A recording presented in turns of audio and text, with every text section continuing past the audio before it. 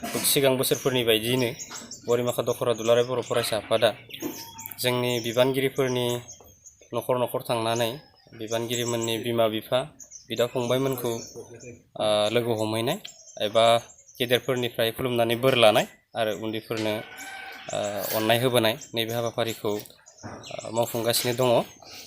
दा बेखौ लानायनि गुबै ओंथिया जाहैबाय मा जोंनि जि मागो दमासिजों लोब्बा लाखिनानै जोंहा आसार खान्थि दङ बेखौ जोङो अराय सम जेन लाखिलांबाय थानो हायो आरो जोंनि इयुन जोलैफोरनो जोङो माबा मोनसे माने थुलुंगा होलांनो हायो जेन उनावहाय जोंनि इयुन जोलैफ्राबो नैबे जोंनि जि आसार खान्थि बे आसार खान्थिखौ लाखिलांबाय थानो हायो।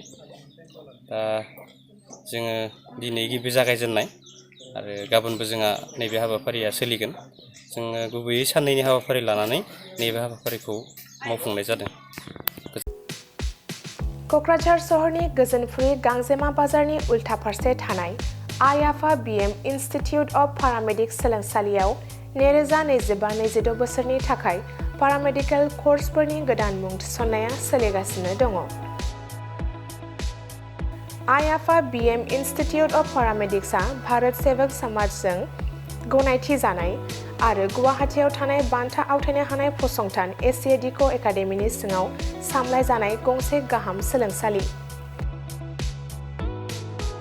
आइ आफा BM इन्स्टिटिउट अफ पारामेडिक्स सोलोंसालियाव नोंथाङा BSS diploma in medical laboratory technology, BSS diploma in operation theatre technology, BSS diploma in first aid and patient care, X-ray and imaging technology बायदि आयदाफोरनि सायाव नोंथाङा सोलोंथाय लानो हागोन।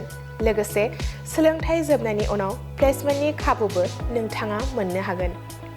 आइ आफा BM इन्स्टिटिउट अफ पारामेडिक्स सोलोंसालियाव जायखिजाया स्ट्रिमजों 12 थाखो उथ्रिसार जानो हानाय फरायसुला फरायसुलिफोरा बे सोलोंथायनि खाबुखौ लानो हागोन। थारैनो नोंथाङा जुदि सावस्रि फाहामथायनि सोलोंथाय लानो गोसो जानानै दङब्ला अब्ला गोबाव खालामाजासे आइ आफा BM इन्स्टिटिउट अफ पारामेडिक्स सोलोंसालियाव थाबैनो सुलाद लादो। सुलाद लानो एबा आबुङै मिथिनो थाखाय 9395899391 एबा 8135971844 मबाइल नाम्बाराव फोनांजाब खालामदो।